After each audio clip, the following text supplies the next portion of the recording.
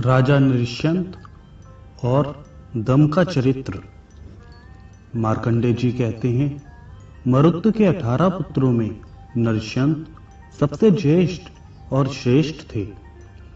क्षत्रियों में श्रेष्ठ महाराज मरुत ने 85,000 वर्षों तक समूची पृथ्वी का राज्य किया। धर्मपूर्वक राज्य का पालन और उत्तमोत्तम यज्ञों का अनुष्ठान करके मरुत ने अपने ज्येष्ठ पुत्र नृशंत को राजपथ पर अभिषिक्त कर दिया और स्वयं वन में चले गए। वहां एकाग्रचित होकर उन्होंने बड़ी भारी तपस्या की और अपने स्वयश से पृथ्वी एवं आकाश को व्याप्त करके वे स्वर्गलोक में चले गए।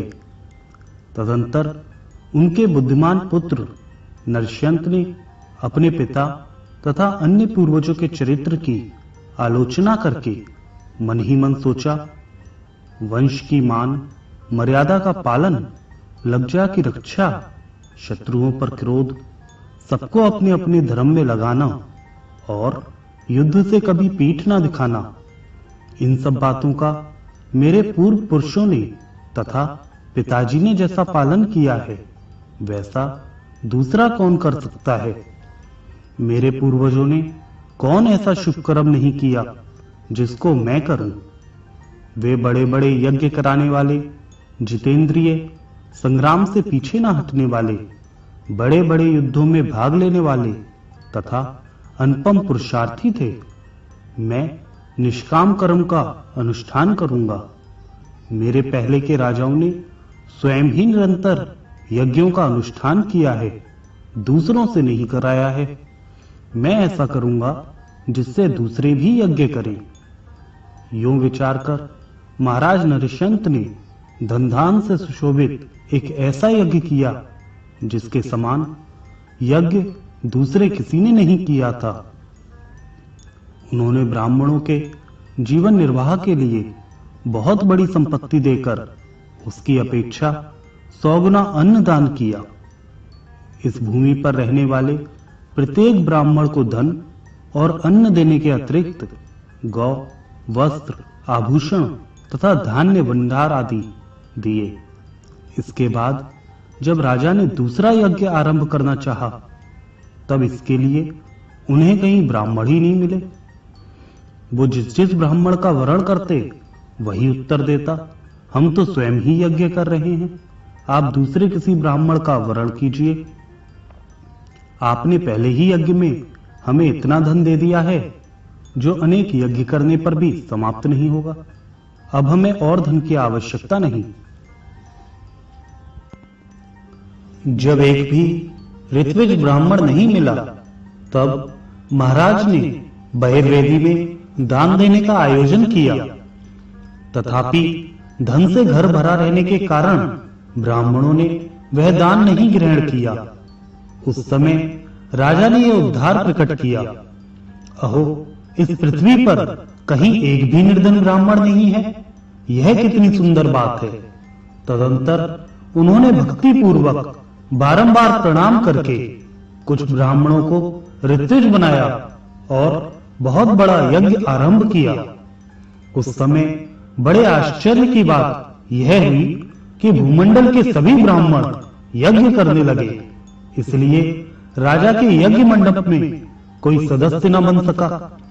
कुछ ब्राह्मण यजमान थे और कुछ यज्ञ कराने वाले पुरोहित बन गए। राजा नृशंत ने जिस समय यज्ञ आरंभ किया, उस समय पृथ्वी के समस्त ब्राह्मण उन्हीं के दिए हुए धन से यज्ञ करने लगे। पूर्व दिशा में 18 करोड़, पश्चिम में 7 करोड़, दक्षिण में 14 करोड़ और उत्तर में 15 करोड़ यज्ञ एक ही समय आरंभ हुए। इस प्रकार मरुतनंदन राजा नृशंत बड़े धर्मात्मा हुए। वे अपने बल और पुरुषार्थ के लिए सर्वत्र प्रसिद्ध थे। नृशंत के दम नामक पुत्र हुआ, जो दुष्ट शत्रुओं का दमन करने वाला था। उसमें इंद्र के समान बल और मुनियों के समान दया एवं शील था। बद्रु की कन्या इंद्रसेना नृशंत की पत्नी थी। उसी के गर्भ में दम का जन्म हुआ था। उस महायशस्वी पुत्र ने 9 वर्षों तक माता के गर्भ में रहकर उनके द्वारा दम का पालन कराया तथा स्वयं भी दमनशील था। इसलिए त्रिकाल वेत्ता पुरोहित ने उसका नाम दम रखा। राजकुमार दम ने दैत्यगण ब्रह्मगर्भा से संपूर्ण धनुर्वेद की शिक्षा प्राप्त की। तपोवन निवासी दैत्यराज दुदुम्बी से संपूर्ण अस्त्र प्राप्त किए। महर्षि शक्ति से वेदों तथा समस्त वेदांगों का अध्ययन किया और राजऋषि अष्टिशेन से योग विद्या प्राप्त की। वे सुंदर, रूपवान, महात्मा, अस्त्र विद्या के ज्ञाता और महान बलवान थे। अतः राजकुमारी सुमना ने पिता द्वारा आयोजित स्वयंवर में उन्हें अपना पति चुन लिया। वह दशाण देश के बलवान राजा चारुवर्मा की पुत्री थी। उसकी प्राप्ति के लिए वहां जितने राजा आए थे सब देखते ही रह गए और उसने दम का वरण कर लिया। मद्र राजकुमार महानंद जो बड़ा बलवान और पराक्रमी था, सुमना के प्रति अनुरक्त हो गया था। इसी प्रकार विदर्भ देश के राजा संक्रंदन का राजकुमार वपुष्मान तथा उदार बुद्धि महाधनु भी सुमना की ओर आकृष्ट थे। उन सबने देखा सुमना ने दुष्ट शत्रुओं का दमन करने वाले दम का वरण किया है। तब काम से मोहित होकर आपस में सलाह की, हम लोग इस सुंदरी कन्या को बलपूर्वक पकड़कर घर ले चले। वहां यह स्वयंवर की विधि से हम में से जिसको वरण करेगी उसी की पत्नी होगी। ऐसा निश्चय करके उन तीनों राजकुमारों ने दम के पास खड़ी हुई उस सुंदरी कन्या को पकड़ लिया। उस समय जो राजा दम के पक्ष में थे उन्होंने बड़ा कोलाहल मचाया। कुछ लोग कुपित होकर रह गए और कुछ मध्यस्थ बन गए। इस घटना से दम के चित्त में तनिक भी घबराहट नहीं हुई। उन्होंने चारों ओर खड़े हुए राजाओं को देखकर कहा, भूपालगण, स्वयंवर को धार्मिक कार्यों में गढ़ना है, किंतु वह वास्तव में अधर्म है या धर्म। इस कन्या को इन लोगों ने जो बलपूर्वक पकड़ लिया है वह उचित है या अनुचित। यदि स्वयंवर अधर्म है तब तो मुझे इससे कोई मतलब नहीं है। यह भले ही दूसरे की पत्नी हो जाए, किंतु यदि यह धर्म है तब तो यह मेरी पत्नी हो चुकी है। उस दशा में इन प्राणों को धारण करके क्या होगा जो शत्रु की उपेक्षा करके बचाए जाते हैं। तब दशरपा नरेश चारुवर्मा ने कोलाहल शांत कर सभासदों से पूछा, राजाओं, दम ने जो ये धर्म और अधर्म से संबंध रखने वाली बात पूछी है, इसका उत्तर आप लोग दें, जिससे इनके और मेरे धर्म का लोप ना हो। तब कुछ राजाओं ने कहा, परस्पर अनुराग होने पर गांधर्व विवाह का विधान है, परंतु यह क्षत्रियों के लिए विहित है, वैश्य, शूद्र और ब्राह्मणों के लिए नहीं। दम का वरण कर लेने से आपकी इस कन्या का गांधर्व विवाह संपन्न हो गया। इस प्रकार धर्म की दृष्टि से आपकी पुत्री दम की पत्नी हो चुकी। जो मोहवश इसके विपरीत आचरण करता है वह कामासक्त है। यह सुनकर दम के नेत्र क्रोध से लाल हो गए। उन्होंने धनुष को चढ़ाया और यह वचन कहा, यदि मेरी पत्नी मेरे देखते देखते बलवान राजाओं के द्वारा हर ली जाए तो मुझ जैसे नपुंसक के उत्तम कुल में इन दोनों भुजाओं से क्या लाभ हुआ। उस दशा में तो मेरे अस्त्रों को, शौर्य को, बाणों को, धनुष को तथा महात्मा मरुत के कुल में प्राप्त हुए जन्म को भी धिक्कार है। यूं कहकर दम ने महानंद आदि समस्त शत्रुओं से कहा, भूपालों, यह वाला अत्यंत सुंदरी और कुलीन है। यह जिसकी पत्नी नहीं हुई उसका जन्म लेना व्यर्थ है। यह विचार कर तुम लोग युद्ध में इस प्रकार यत्न करो जिससे युद्ध में मुझे परास्त करके इसे अपनी पत्नी बना सको। यह कहकर राजकुमार दम ने वहां बाणों की बौछार आरंभ कर दी। जैसे अंधकार वृक्षों को ढक देता है, उसी प्रकार दम ने उन राजाओं को वाणी से आच्छादित कर दिया। वे भी वीर थे, अतः बाण, शक्ति, रिष्टि की वर्षा करने लगे, किंतु दम ने उनके चलाए हुए सब हथियारों को खेल खेल में ही काट डाला। तब महापराक्रमी महानंद वहां आ पहुंचा और उनके साथ युद्ध करने लगा। तब दम ने उसकी छाती में एक कालाग्नि के समान भयंकर बाण मारा। उससे उसकी छाती विदीर्ण हो गई, तो भी उसने उस बाण को खींचकर निकाल दिया और दम के ऊपर चमचमाती हुई तलवार फेंकी।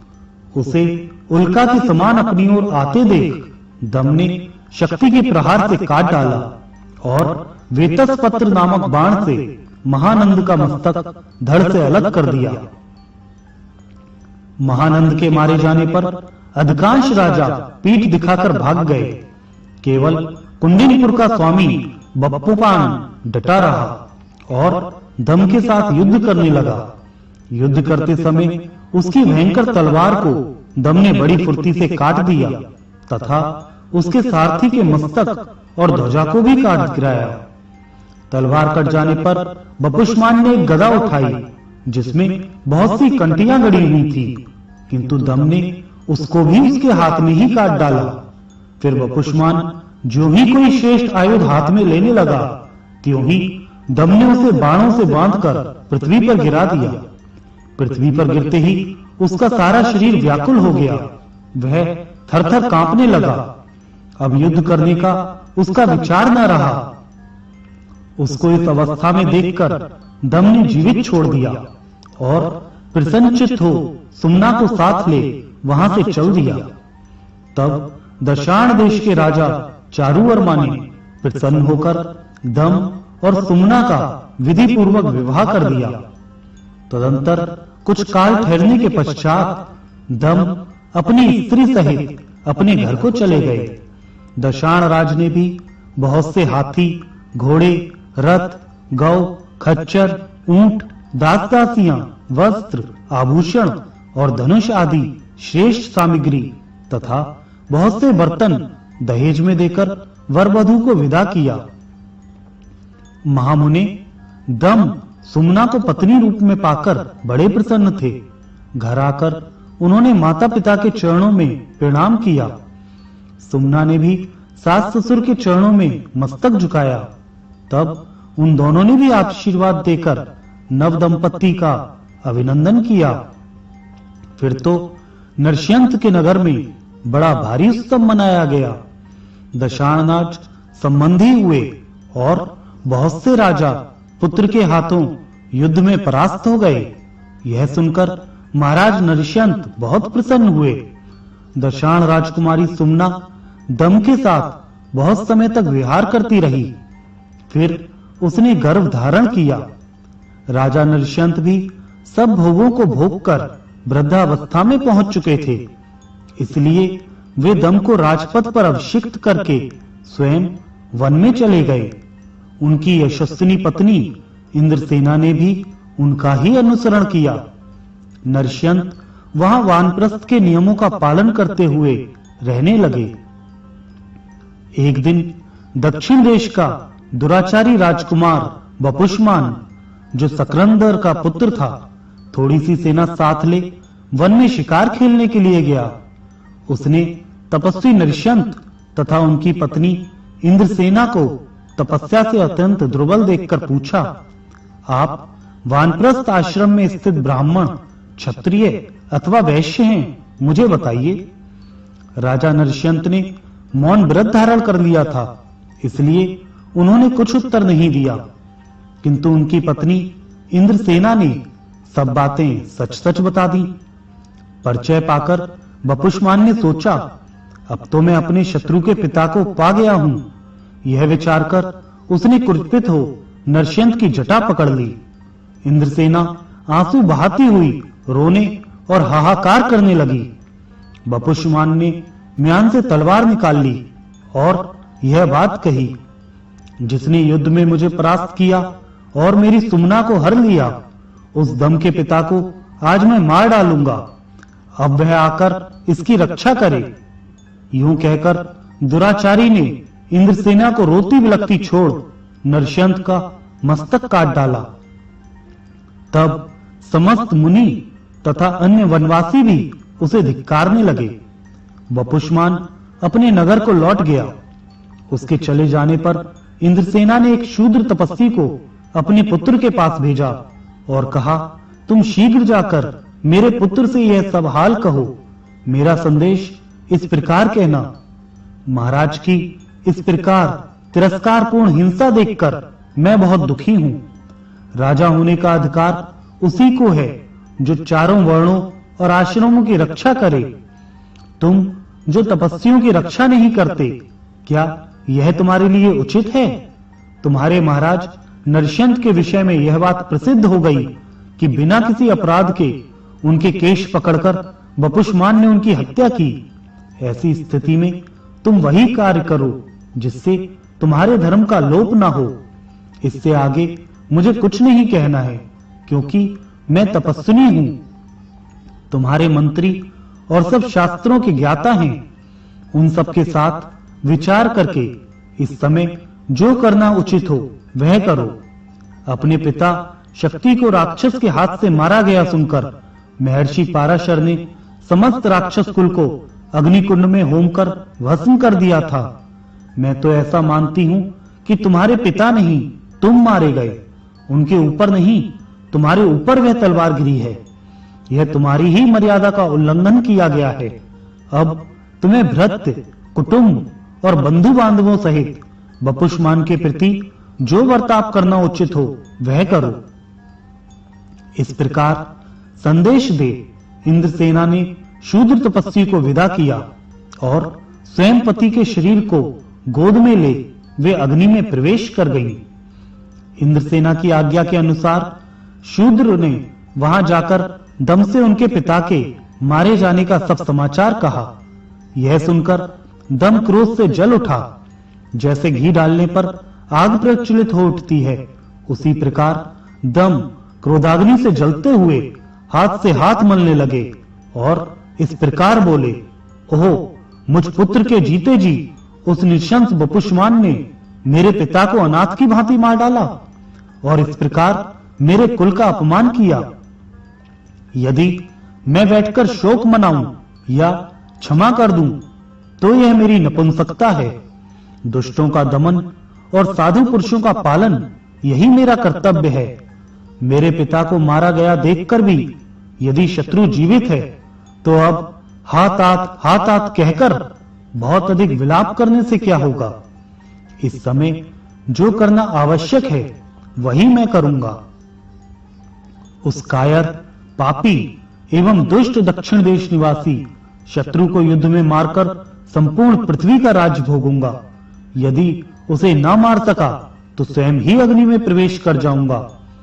यदि देवराज इंद्र हाथ में वज्र लिए स्वयं ही इस युद्ध में पधारें, भयंकर दंड लिए साक्षात यमराज भी कुपित होकर आ जाएं, कुबेर, वरुण और सूर्य भी वपुष्मान की रक्षा का यत्न करें, तो भी मैं अपने तीखे बाणों से उसका वध कर डालूंगा। जो नियतात्मा, निर्दोष, वनवासी, अपने आप गिरे हुए फल का आहार करने वाले तथा सब प्राणियों के मित्र थे, ऐसे मेरे पिता की जिसने मुझ जैसे शक्तिशाली पुत्र के रहते हुए हिंसा की है, उसके मांस और रक्त से आज ग्रद तृप्त हों। इस प्रकार प्रतिज्ञा करके नरशंत कुमार दम ने मंत्रियों तथा पुरोहित को बुलाकर कहा, शूद्र तपस्वी ने जो समाचार कहा है उसे आप लोगों ने सुन लिया होगा। पिताजी तो स्वर्ग धाम में जा चुके। अब मेरे लिए जो उचित हो सो बताओ। आज मैं वही करूंगा जिसके लिए मेरी माता ने आज्ञा दी है। हाथी, घोड़े, रथ और पैदल से युक्त चतुरांगनी सेना तैयार करो। पिता के वैर का बदला लिए बिना, पिता के हत्यारे के प्राण लिए बिना तथा माता जी की आज्ञा का पालन किए बिना मुझे जीवित रहने का उत्साह नहीं है। राजा की यह बात सुनकर खिन्नचित्त हुए मंत्रियों ने सेवकों और वाहनों सहित सेना को कूच के लिए तैयार किया और त्रिकालवेत्ता पुरोहित से आशीर्वाद लिए सब लोग तलवार, शक्ति और रिष्टि आदि आयुध लिए नगर से बाहर निकले। महाराज दम नागराज की भांति फुफकारते हुए वपुष्मान की ओर चले। उन्होंने वपुष्मान के सोमा रक्षकों तथा सामंतों का वध करते हुए बड़े वेग से दक्षिण दिशा में चढ़ाई की। सकरंदन कुमार वपुष्मान को यह पता लग गया कि दम दलबल सहित आ रहा है। इससे उसके मन में तनिक भी भय या कंप नहीं हुआ। उसने भी अपनी सेना को युद्ध के लिए तैयार होने का आदेश दिया और नगर से बाहर निकलकर दम के पास दूत भेजा। दूत ने वहां जाकर कहा, क्षत्रिय, तू शीघ्रता पूर्वक मेरे समीप आ। नरश्यंत अपनी स्त्री के साथ तेरी प्रतीक्षा करता है। मेरी भुजाओं से छूटे हुए बाण जो शान पर चढ़ाकर तीक्ष्ण किए गए हैं, तेरे शरीर में घुसकर युद्ध में तेरा रक्तपान करेंगे। दूत की कही हुई सारी बातें सुनकर दम ने अपनी पूर्वोक्त प्रतिज्ञा का पुनः स्मरण किया और सर्प की भांति फुफकारते हुए वेग से पैर बढ़ाया। कुंडनपुर के पास पहुंचकर दम ने वपुष्मान को युद्ध के लिए ललकारा। फिर तो दोनों में भयंकर संग्राम छिड़ गया। रथी रथ सवार के साथ, हाथी सवार के साथ और घुड़सवार के साथ भिड़ गए। इस प्रकार समस्त देवताओं, सिद्धों और गंधर्व आदि के देखते देखते दोनों दलों में घमासान युद्ध हुआ। जब दम क्रोध पूर्वक युद्ध करने लगे, उस समय पृथ्वी कांप उठी। कोई हाथी सवार, रथी या घुड़सवार ऐसा नहीं मिला जो उनका बाण सह सके। तदंतर वपुष्मान का सेनापति दम के साथ युद्ध करने लगा। दम ने अपने बाण से उसकी छाती में गहरी चोट पहुंचाई, जिससे वह गिरकर प्राणों से हाथ धो बैठा। सेनाध्यक्ष के गिरते ही राजा सहित सारी सेना में भगदड़ पड़ गई। तब दम ने कहा, ओ दुष्ट, तू मेरे तपस्वी पिता का, जिनके हाथ में कोई शस्त्र नहीं था, अकारण वध करके कहां भागा जाता है? यदि क्षत्रिय है तो लौट आ। तब वपुष्मान अपने छोटे भाई के साथ लौट आया। साथ में उसके पुत्र, संबंधी तथा बंधु बांधव भी थे। वह रथ पर आरूढ़ हो दम के साथ युद्ध करने लगा। दम अपने पिता के वध से कुपित हो रहे थे। उन्होंने वपुष्मान के चलाए हुए समस्त बाणों को काट डाला और उसके अंग प्रत्यंग को बींध डाला। फिर एक एक बाण मारकर उसके 7 पुत्रों, भाइयों, संबंधियों तथा मित्रों को यमराज के घर भेज दिया। पुत्रों और भाइयों के मारे जाने पर वपुष्मान को बड़ा क्रोध हुआ और वह सर्पों के समान विषैले बाणों से दम के साथ युद्ध करने लगा। दम ने उसके बाणों को काट डाला और उसने भी दम के बाण टुकड़े टुकड़े कर डाले। दोनों ही अत्यंत क्रोध में भरकर एक दूसरे को मार डालने की इच्छा से लड़ रहे थे। परस्पर के बाणों की चोट से दोनों के धनुष कट गए। फिर दोनों तलवार हाथ में ले पैंतरे बदलने लगे। दम ने क्षण भर अपने मरे हुए पिता का ध्यान किया, फिर दौड़कर वपुष्मान की चोटी पकड़ ली। तत्पश्चात उसे धरती पर पटककर एक पैर से उसका गला दबा दिया और अपनी भुजा उठाकर कहा, समस्त देवता, मनुष्य, सिद्ध और नाग देखें, मैं इस नीच क्षत्रिय वपुष्मान की छाती चीरे डालता हूं। यूं कहकर दम ने अपनी तलवार से उसकी छाती चीर डाली। इस प्रकार अपने पिता के वैर का बदला लेकर वे पुनः अपने नगर को लौट आए। सूर्यवंश के राजा ऐसे ही पराक्रमी हुए। इनके अतिरिक्त बहुत से शूरवीर, विद्वान, यज्ञकर्ता और धर्मज्ञ राजा हो गए हैं। वे सभी वेदांत के पारंगत पंडित थे। मैं उनकी संख्या बतलाने में असमर्थ हूं। इन सब राजाओं का चरित्र श्रवण करके मनुष्य पाप से मुक्त हो जाता है।